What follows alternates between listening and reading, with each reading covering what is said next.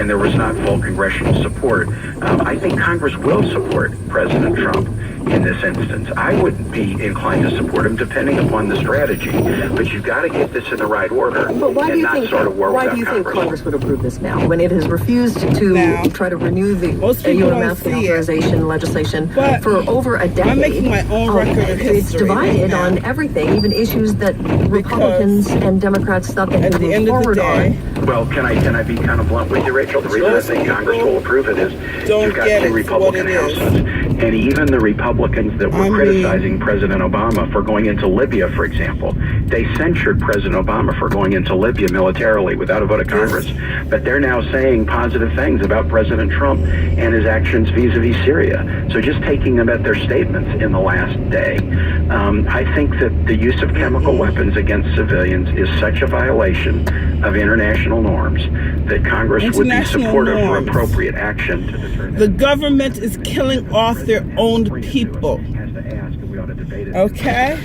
One more question about Russia. I mentioned it. So we ask ourselves, is this normal behavior for a corporation to do? What's your take on this? Is putting this kind of military pressure on the Assad regime worth exacerbating tensions with Russia? Well, it is a consequence of it, but Russia has been a backer and apologist for war crimes. Every time we try in the UN Security Council, virtually every time, to condemn the atrocities of Bashar al-Assad, Russia is an apologist and uses their veto.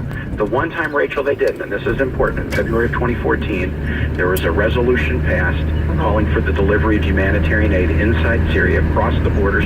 We've not even been able to implement that because of Russia. We should be establishing a humanitarian zone in Syria to implement that resolution.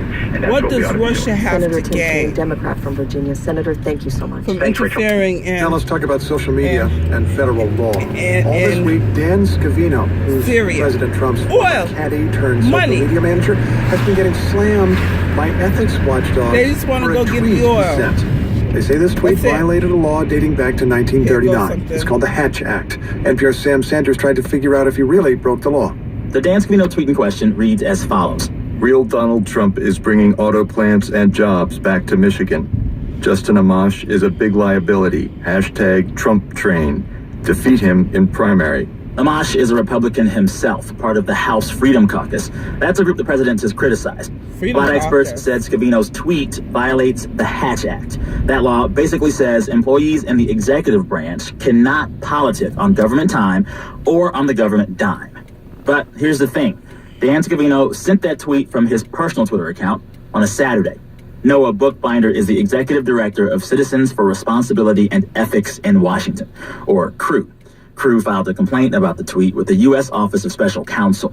Bookbinder says they did so because when Scavino's tweet was sent, his personal Twitter account really felt like a professional Twitter account. The picture that came up when he used that is him standing in front of the Oval Office with the presidential flag. He also had a picture on his page which had Donald Trump speaking in front of the presidential seal. And so essentially the message that is going out is that this is the White House. The Office of Special Counsel would not comment on the case, but I talked with Kathleen Clark. She's an ethics law professor at Washington University.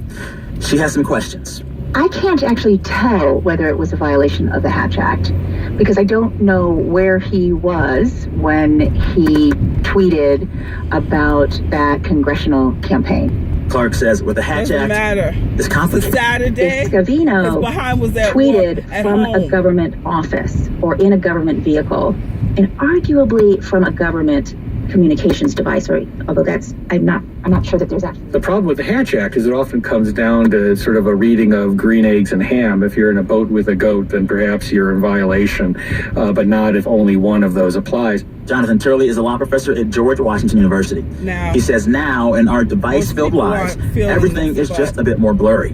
Most of us are constantly mixing professional and personal communications all day, often just from one device, and sometimes with multiple social media accounts. It's very hard for members of the White House staff to always remember that they have to separate platforms.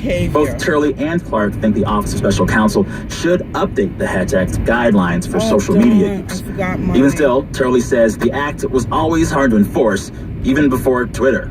The Hatch Act is the most cited statute in the news that is never seemingly enforced. It is almost a standard talking point for political opponents. There are a handful of recent cases where federal employees were punished for violating the Hatch Act.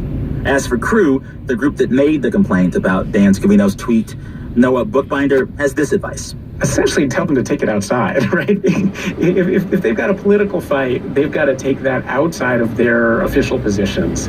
Figuring out exactly where official ends and outside begins, that is still up for debate. See what Sam I Sanders, mean? NPR News. Now, an appreciation. At the end of the day, what the hell is going on in America?